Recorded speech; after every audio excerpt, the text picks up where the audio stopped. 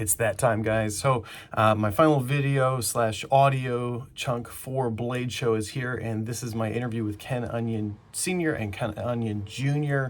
This was an awesome conversation. This is just a portion of it. If you want the full one, you're going to have to tune over in Patreon to catch that. But hope you guys like it, and let's jump right into this. Or you can talk about spam too. I'm good. It doesn't matter. We'll talk about everything. On this flip side, he's talking about when it clicked for what, for him, what you did. When was it where you looked at him and you're like, oh, he's got potential in this kind of design or that kind of area of life? Well, Kenny's brilliant, and I ain't saying that just as a dad. I mean it. Like, he was just a little diaper butt running around the shop. And I used to, try to keep him occupied, so I'd pound some nails in a 2x4, and he'd grab a little hammer and he'd pound them the rest of the way and just keep him occupied. But I remember it was like, he wanted to design a knife, or he wanted to just hang out with Dad in the shop. And we got a little manila folder, and I traced his hand out, and we were going to make a knife together. And so I traced his hand out, and I started a couple little lines for him. And I told him to finish the knife up. And so he drew it, but then he drew a sun, and he drew some corn, and he drew a house, and he drew a dog in the yard, and he drew all this stuff, right? Right. And we finished up the knife, and we built this knife. And it was just this kid's coloring thing on a manila folder. Mm-hmm. Well, that turned into the Kershaw chive. Really? Yeah, because he was just a little tiny kid. Right. Oh. That's fit his hand at the time. That's why the knife's so tiny. But also, in second grade, Kenny was out in the shop with me. And I don't know what I was doing, but it was like, okay, 4,239 times 738. And Kenny's like, Dad, that's so easy, man. That's like 27,000. And I'm like, what? Say that again? And I got my calculator out, and I'm like, I'll be damned. Second grade doing complex multiplication. Maybe not that like, complex. It's like, what the hell do I got here?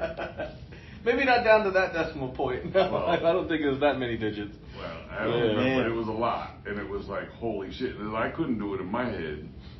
And he's in second grade, and he's showing me out, right? Man, look at you, man. Yeah, so, I mean, he's got a photographic memory. Yeah. He memorized his whole entire flight manual when he was going to pilot school. And it was, and the irony is just somebody would just ask him a random question. He'd be like, okay, so on page 89, paragraph 2, and I quote, blah, blah, blah, blah, blah, blah, blah, blah. And it's like, what? So you remember the whole thing? No, not really. But then you just ask him another question about piloting, and he'd be like, well, that's page 189. And no, so, I remembered that entire book front to back. You memorized it. The reason why is I'm a completionist. If I'm going to do something, I have to do it to its full extent. And the reason why I did that is because I had a pop quiz. You know how big that book is? I've never seen it, so... He's got a photographic memory. He never forgets anything. Not the FAR aim, not the legal document, but the oral exam for the private pilot's license, it's about a half an inch thick. It's not crazy big. But what happens was I had a pop quiz, and the guy who owned the school was pop quizzing me, and I did not read the book at all. And he was like, "You're stupid. This is pathetic," and it just killed me. It killed me. So I went to that book with a vendetta. I was like, when I come back, I'm gonna just slap this book in his face, and that's what I did. I read it front to cover. I built flashcards, and I remembered it, the whole thing, down to the page. Number everything. So I never really encouraged him to get into knives. Mm-hmm. I mean, he liked knives. I'd always give him knives, share knives with him, But I knew that he was destined for way bigger things than knives. Yeah. And so from the time he's probably 5, he wanted to be a pilot. Now he's gone through all the schooling. He's a pilot. He's like, I don't know, a couple classes away from. A couple of hours away from I'm actually... I would just take the test and get his commercial pilot's license. Yeah. Jeez. He's all the way there already. Yep, I dropped right before the oral exam for my commercial license because of my medical emergency. But I got him running a laser in the shop. And it's funny because I sent him and Jeff Park to Florida to learn how to use this fiber optic laser that we got. So day one, they're learning how to use it. Day 2, Kenny's teaching them things about the laser they didn't even know they did. Man. So you were showing up the guy at the booth with the tiger knife. He was looking at you. He's like, these younger kids can figure out how faster than we are. I was like, we're not young. I was like, I know you're younger than me by a couple of years, but like you make it sound like we're teenagers with knives. But so when he used to say that he liked the programming, like he was programming a laser, and he's doing the things graphics on the laser, and he started getting into it. And then it's like CNC, okay. So he started taking over the CNC. And he started programming. He learned things like so ridiculously fast. Man. And then he came to me and Noelle, and Noelle's my wife, his mom, and he said he wanted to go to machine shop school. It's like, where do you want to go to machine shop school? Mooresville, North Carolina. Why? Because it's NASCAR country, and all that kind of stuff. He's a car head. Oh. I mean, if you ride around with him, he will tell you what every car on the road is, and what gas mileage it gets, and what engine it has in it, and what options it was, and what year it is, and what. He'd give you the whole history of the car. It doesn't matter. Anything. Any year. Doesn't matter.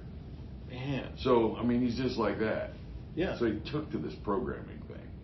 And in no time flat, he's just designing. He figured out Fusion 360. He's doing renderings. He's doing complex shit. And then he's like, well, I really like the old school stuff, the zeros and the ones. And so he just does that for fun. So, I mean, yeah.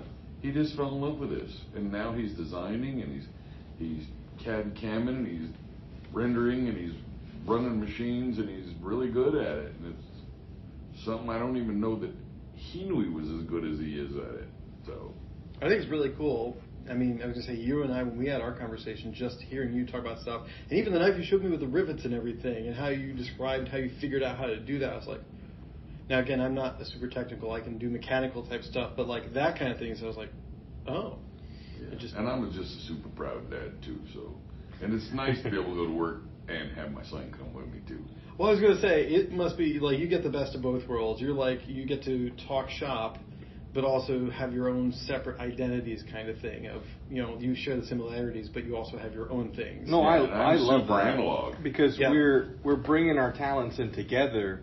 Because, like, he can sketch up like 8 knives in the day, and they all look completely different, and they're all beautiful. Mm-hmm. Whereas me, it's like I have to get into a flow state. It may take me a few days to even just do 1 or 2 drawings of a knife. Mm-hmm. But so then he'll whack out 8 designs of a knife, and then we've done them in a week. Like I've catted them up, full render, liner, crossbar, whatever. And then now with like the invention of 3D printers, we can start prototyping them immediately. And get your hands on an object to feel like, does it feel good? Is it comfortable? Do we want to shrink it, expand it, do this, do that?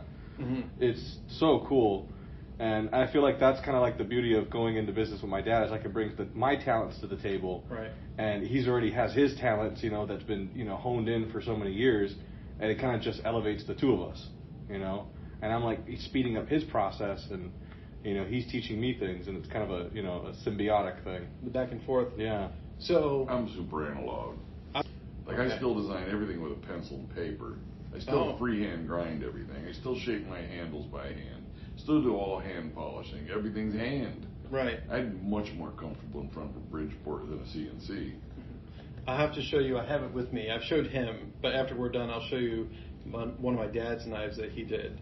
I say custom. He didn't make the knife blade. He just destroyed a cold steel knife and then made it a different thing. And but he's already seen it. Well, my dad's been doing that with his Kawayamas and his Yamahondas and his Suzuki. He told me about the Segway. I told him about the 48-volt golf cart engine stand-up scooter we made that was a death trap. I'm sitting there thinking, like, how? We bought. That's amazing. We bought a 980-watt golf cart electric motor off of eBay and a controller for it, and we had this like AutoZone special stand-up scooter that was 24 volt, and we was like, wouldn't it be cool? Because I was always a fat kid, so that thing could not take me up a hill. Mm-hmm. So and I think my dad kind of felt bad for me. He was frustrated. He wanted to throw it away, and I'm like, you don't throw things away, you build them. Yep. So we bought do that. We bought this like saddle for it that like would hook onto it so it could hold an extra 2 batteries. We converted it to 48 volts, mounted a golf cart engine to a stand-up so scooter. many batteries in series. We put lawnmower tires on that. Remember, we got the wide lawnmower tires, Yeah. so the thing couldn't turn. It basically stood up straight because it had flat tires on the.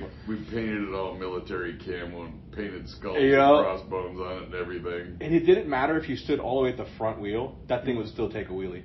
No matter what, that thing You would couldn't always keep the wheel. front You end could on the not ground. keep the front end We down. way Oh, man. overpowered That thing was sketchy. Turned it into a death trap. It really was. That sounds like good childhood. That sounds like good childhood stuff. That's like the best way. That's what I want to do with my Good fun daughter. with dads, right? If you don't die, if you don't have a couple near-death experiences as a kid, did you actually have Yeah, childhood? but not at the hand of your father. It shouldn't be at the Probably- hand of your father. Well, Probably not. I mean, my dad got me electrocuted. I never got hurt. But All right, well, that was the interview, or at least a portion of it. Again, there's a ton to it. It was a lot of fun. Again, it was one of those types of conversations that I tend to have, which were kind of all over the place, all kinds of great story and everything. No video, obviously, because there's some technical stuff with that and just not being able to make it work. But it's okay because, again, I think that this was more than enough just hearing the two of them, Ken and Ken. If you like this, if you want to hear more of it, the link to my Patreon is going to be in the notes, and you can jump right over there and tune in and see it there. Until next time.